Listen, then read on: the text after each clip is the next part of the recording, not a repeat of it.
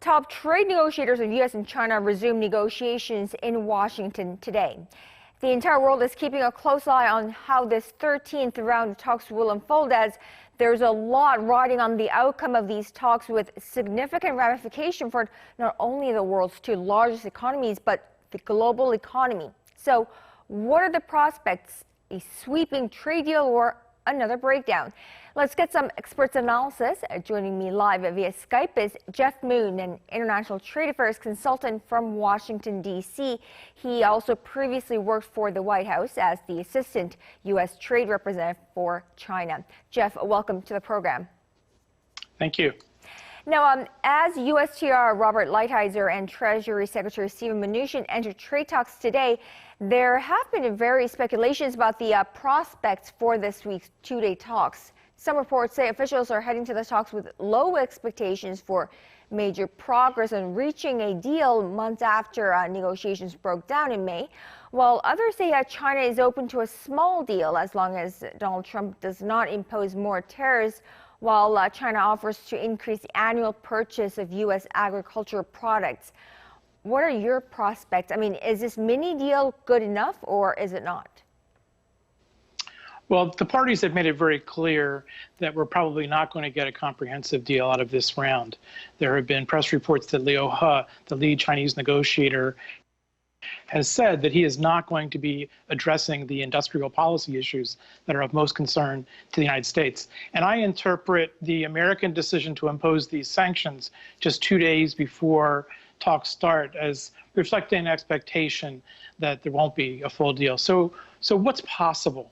I think that a mini deal is possible from about now until the real beginning of the U.S. electoral season. That's probably February the 3rd.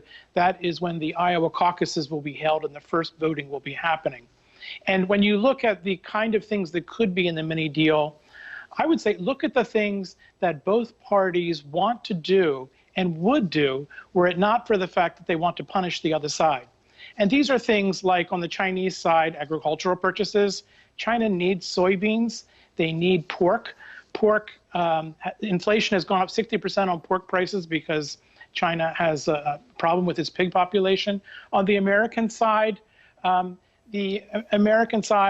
to probably think about some technology licenses, perhaps for Huawei, non-security related ones, perhaps Android, things like that. And frankly, I don't think President Trump wants to impose the next round of tariffs, which for the first time would directly affect consumers. So these are all things that both sides could frame as concessions or goodwill gestures, but in fact are really self-serving things that they would do anyway were it not for the fact that they're in the middle of a trade war. So, so you said that you have read these hints that there will not be a comprehensive deal reached until the electoral season, which will be February in the U.S. next year. So, however, both parties are tangled in a political turmoil. Trump with impeachment proceedings in the U.S. and, of course, Xi Jinping with angry protesters in Hong Kong. Would they not welcome some good news or a deal in the trade front? Yes, let me clarify a bit in my meaning. My meaning was that there's a window between now and when the electoral season starts in February where we could do a deal. I think that after that time, in the middle of the electoral season, it will be too hard. There will be too much pressure here domestically for Trump to make a deal. But you raise a good point. I think that both Trump and Xi Jinping are probably politically at their weakest point of their tenures because of, in the case of Trump, impeachment, and because of the political pressure in Hong Kong. And it occurs to me that if they were to do the kind of things I described before, that this would be a good way to create good news, divert attention, and probably benefit both of the countries.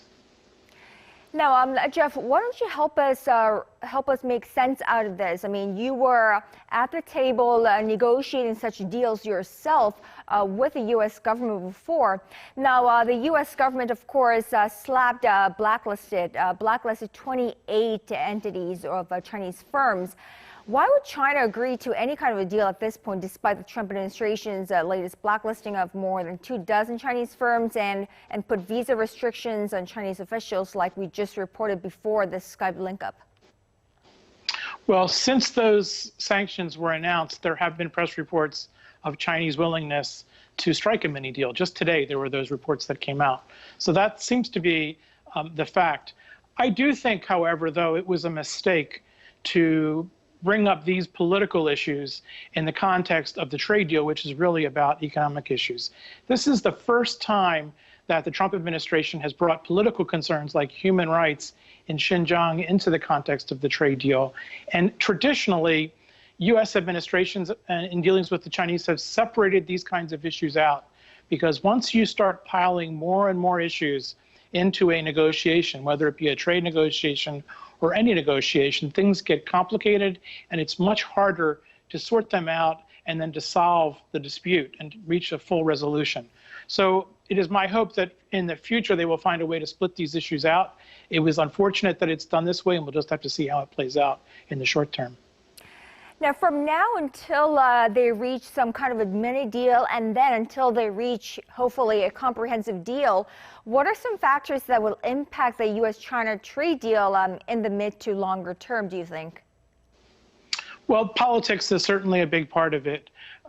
In the U.S., the politics is all about the U.S. election that's coming up. And that's why I say that in the short term until February, that pressure is diminished.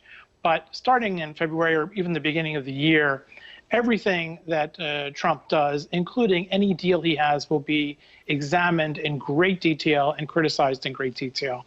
And that's why with every day that passes toward the election, chances of a resolution diminish before the election. On the Chinese side, I think the Hong Kong situation is really very serious. This is a serious challenge to China. If China cracks down severely on Hong Kong, I think there will be no trade negotiation and no trade resolution into the indefinite future, and that would be very unfortunate. I think that China is trying very hard to manage the situation very carefully, but internal politics are very important. And there's another problem that's just developed within the past few days, and that's this NBA situation, which has started a boycott, which is another retaliatory tactic that China has not yet used in this trade dispute. They have not actually gone into boycotts the way that they did in 1997 with South Korea. I hope this is not a new phase of the trade war, the kind of retaliation that we're going to see. But that's something that we also need to watch very carefully. We need to contain the retaliation, because in the end, really, the people of both China and the United States really want a resolution of this problem. Now, all in all, so what kind of an impact can we expect this trade war, if prolonged, between the two world's largest economies to have on the global economy, Asian economy, and then down to the South Korean economy? Well, from the biggest macro perspective, I think the biggest effect is on our rules-based global trading system. We had been working since World War II to create an orderly, rules-based trading system where we could resolve trade disputes peacefully. And I think that this has done great damage to that, because a lot of principles have been ignored. With regard to specific countries in Asia and South Korea, I think what you're seeing is shifting supply chains. Companies do not want to shift supply chains. It's not easy to move people, resources, personnel, everything. And once you do it, you don't move back. So those supply chains are now shifting as we speak.